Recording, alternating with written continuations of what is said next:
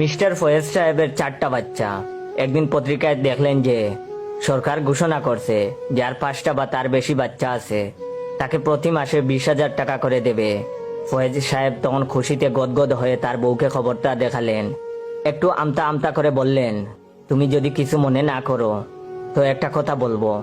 তখন তার বউ বলল, বলো, কিছু মনে করব না। তখন মিস্টার ফয়েজ বললেন, দেখো, তোমাকে বিয়ে করার আগে আমি আরেকটা বিয়ে করেছিলাম, সেটা ছিল পালিয়ে কাউকে না জানিয়ে। তো সেই ঘরে আমার একটা বাচ্চাও আছে। এখন যদি তুমি বলো আমি ওকেও নিয়ে আসবো, আর তখন আমাদের 5টা বাচ্চা হবে এবং আমরা মাসে মাসে 20,000 টাকা পাবো। তখন ওনার বউ অবাক হলেও মোটেও রাগ করলেন না। তখন ওনার বউ বললেন, যাও নিয়ে এসো সুযোগ সময় মতো।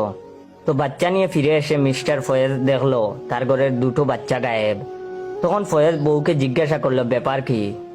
তখন তার বউ বলল, যার বাচ্চা সে নিয়ে গেছে। খবরের কাগজ কি তুমি একাই পড়ছো? আমাদের 4টা বাচ্চার মধ্যে 2টা বাচ্চা তোমার না। Oh, no, no, no, no.